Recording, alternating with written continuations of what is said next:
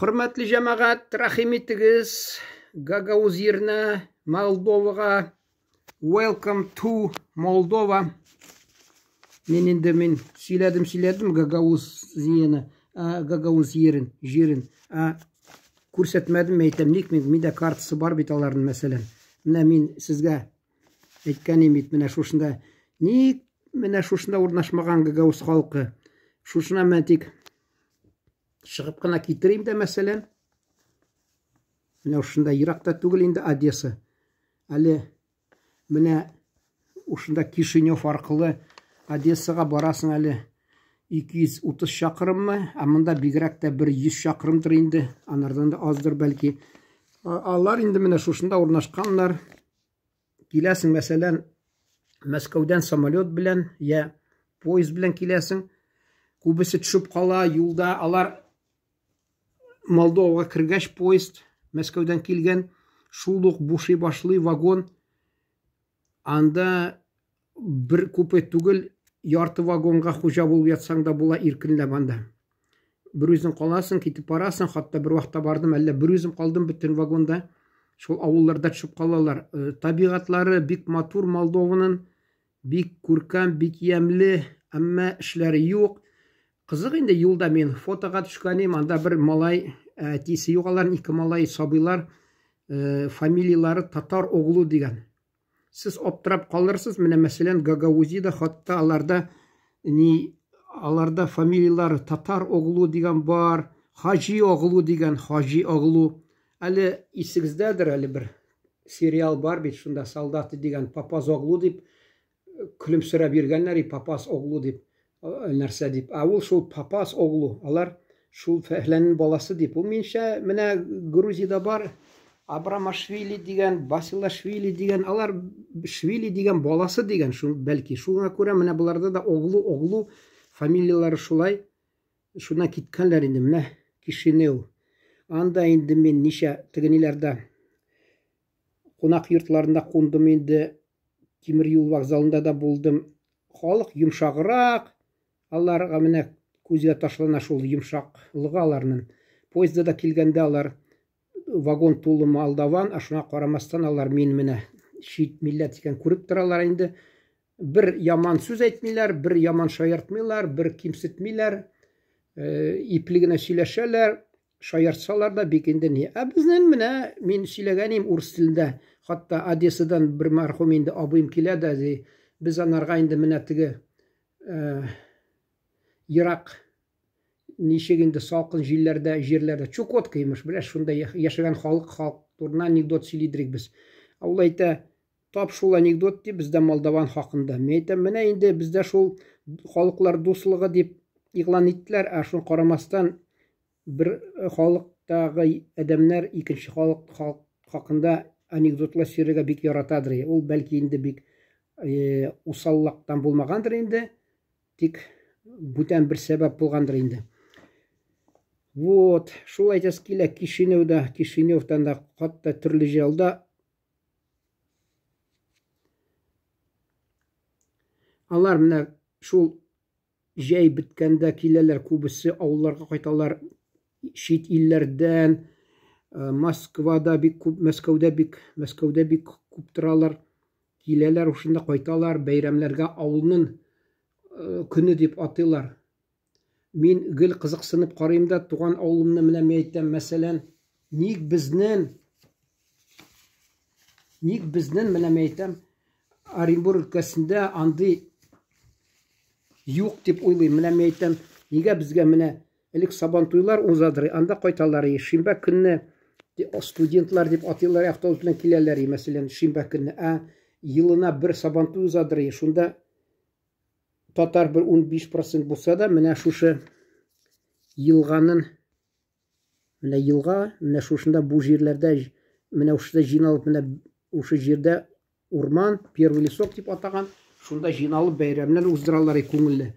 Хәзердә мен әйтәм, шуны бит дәвам итсәләр, шул нине гадәтне, мәсәлән, традиция, ягъни урысча, анда елына бер туганнар булмаса, мәсәлән, туганнар гына түгел, әле авылдашлар килеп җыйналса, татарда халыкта әйтем бар, бер утыру, бір ұшырашу бір ғұмыр дей шун кібік ниқатлы ғұмыр болыр ул сүйініш шатлық екі күнге келіп ял итеп шунда екі күн ярдәм ял итеп анда буш үйлер тулып тора. Мен хатта видеолар төшергәнем авылымнан үзәк урамда да хатта үйлер бушап беткәннәр. Шунда йылына мәсәлән була бит әле июнь айның 2-нче якшәмбесе дип, июнь айның 3-нче якшәмбесе дип сөйләшеп куеп, ел сайын шул көннәрдә килсәләр, шунда авылга ничектер әзрәк, ничек нәрсә диләр, урысча әйтмешли, жизнь бы вдохнули, кызыксынырлар, авылдашларны күрерләр,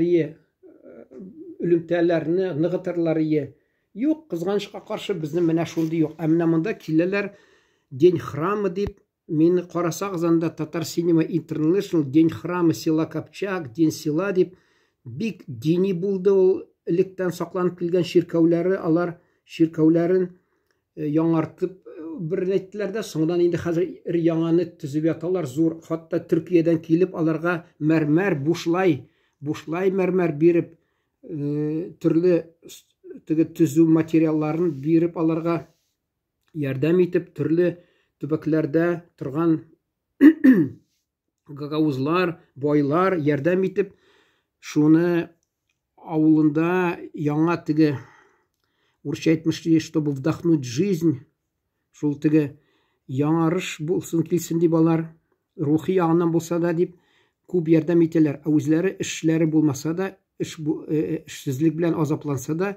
Германияга, Алманияга ягъни барып эшләсәләр дә, шунда авылларына кайтып, бәйрәм итеп, шунда авыллары саф, урамлары чиста, утлар янып тора, асфальт бөтен җирдә. Хатта мин аларга бер видеода төшергәнем, анда миндә бар видео, Татар Cinema International так принимают гостей в гагаузских семьях дип карасагыз, анда мин шаяртып сөйләгәнем, туган як, ягъни менә Илец дигән, мин шуны мазаклап әйтмәдем инде аны. Киров урамы дигән, анда проспект дип шаяртып язганнармы? Шунда хатта мен әйтәм, аны искә алып әйтмәдем инде. Мен әйтәм, ә бездә, мен әйтәм, мен сез уздым авылда, анда хатта фонарьлар янып тора. Әгәр дә теге кыйының тимер капкачы булмаса да, фонарьлар янып тора. Авылның чигендә 10,000 халык, ул дөньяда 2нче урын тотып тора. 1нче урында да баранда Конгас дигән алар авылы бар.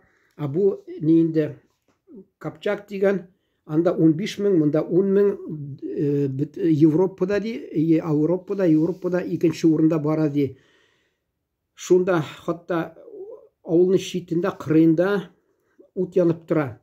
Менә шуны мин сөйләдем дә мазаклап, ни туган якны мазаклап сөйләдем. Мен әйтәм, бездә андый нәрсәне күрмәссең, мин әле бер мазаклап, шаяртып, скетч оештырасым килгәне, безнең бер урамга килә, халыкны җыялар да, бер торт зур, анда әлләнчә 30 шәм, ягъни свечкалар. Шуны туган көн шикелле сүндерәләр дә китәләр.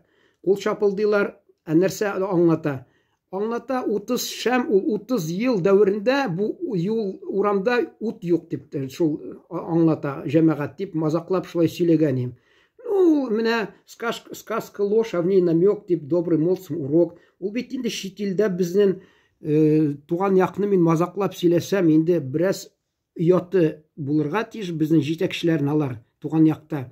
Ник алар шул урамны яктыртмыйлар? Асфальт та юк анда, мәсәлән, ут та юк, бер нәрсә дә юк. Кайдадыр менә анда газ кыйбат.